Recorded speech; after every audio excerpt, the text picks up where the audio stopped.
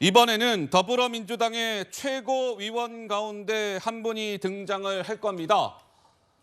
백문이 불여일견이라고 했던가요? 영상으로 직접 확인해 보시죠. 우리 옆에는 찬대 선생. 예. 아유. 안녕하세요.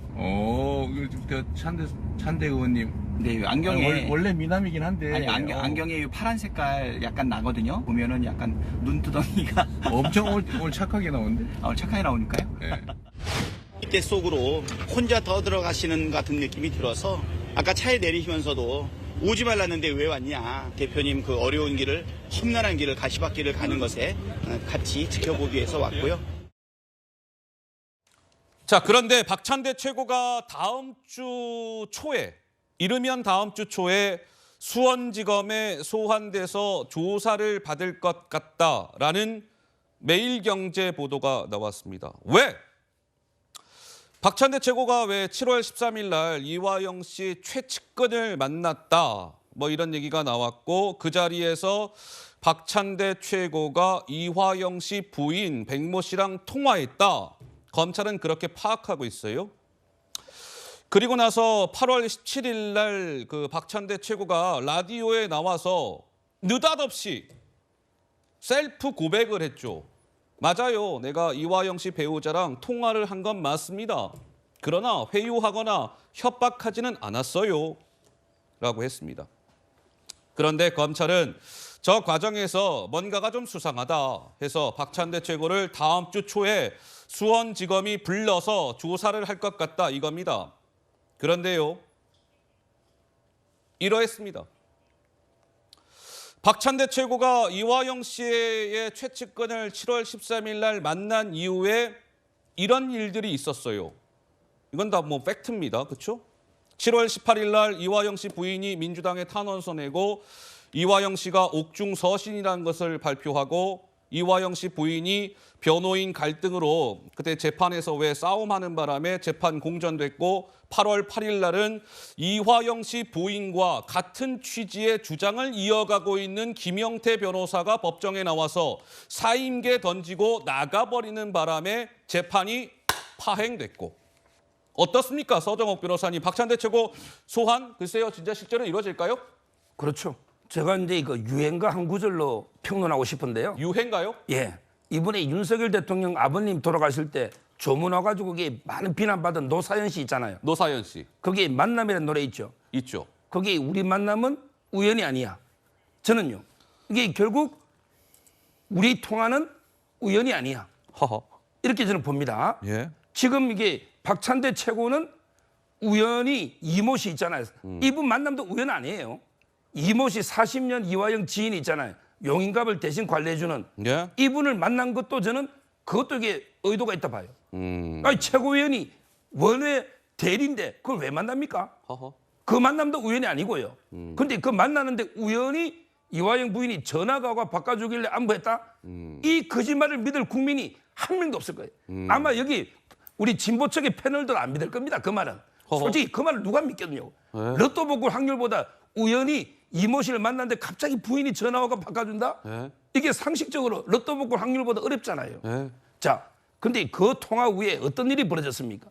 그 후에 이화영 부인이 민주당에 탄원서를 내고, 이화영 씨도 옥중 서신 편지를 내고, 그다음에 변호사를 해임하고 법정 가서 난동 부리고, 이 모든 게 어떻게 우연히 이루어집니까? 이런 게 바로 사법방해.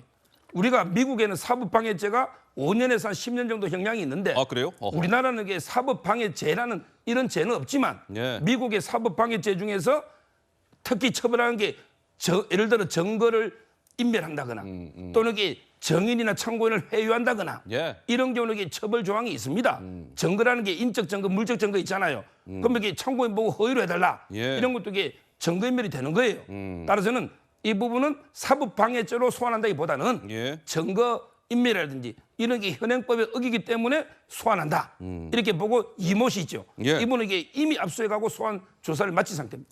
자, 오늘 박찬대 최고가 이제 국회에서 기자들의 질문을 받았습니다. 이제 본인 소환에 대한 기사가 막 이제 떴으니까 박찬대 최고는 뭐랄까 약간의 검찰 탓, 한편으로는 언론 탓을 하는 듯한 발언이 나왔습니다. 들어보시죠. 수원지검의 허무맹랑한 조작 수사, 이래 가지고 야당 탄압이 제대로 되겠습니까? 현재 수원지검의 쌍방울 수사는 최소한의 일관성조차 상실했고 수사를 하면 할수록 조작의 냄새만 더욱 짙어지고 있습니다. 의원님도 소환조사 검토하고 있다 이런 얘기가 나왔었는데요. 혹시 통보받으신 사실이 있으신가요? 네, 통보 못 받았습니다. 못 받으셨어요? 네. 어떤 혐의로 그럼 소환조사를 검토하고 있는지 이분들도 잘 모르시는 거예요? 그렇죠. 오히려 언론사에서 짜고 있는 프레임이 있지 않습니까?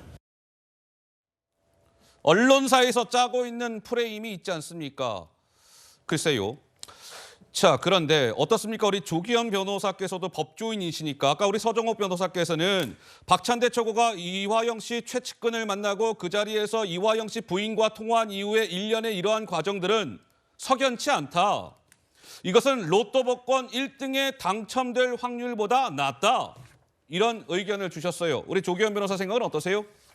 글쎄요, 저는 로또 복권 1등보다는 훨씬 일상적으로 있을 수 있는 일이라고 보고요. 어허, 예. 이게 이렇게 지금 검찰이 정색하고 득달같이 수사 개시할 정도의 상황인지 저는 의문입니다. 지금 네. 검찰에 밝히고 있는 입장이 사법 방해가 의심된다는 입장을 계속 밝히고 있고요. 지금 이 사건, 이 문제가 나온 이후에 계속 똑같은 입장이 되고 있습니다. 적어도 지금 관련돼서 박찬대 의원 또 뭐 이모 씨 등에 대해서 수사를 하려면 그러니까 사법방해 혹시 말씀하신 대로 증거인멸 교사라든가 위증교사 뭐 이런 혐의가 될 텐데요. 예. 구체적 혐의 사실이 나와야 되죠. 지금 만났고 또 그러한 뭐 우연한 여러 가지 정황들이 있으니 이게 수사 대상이다.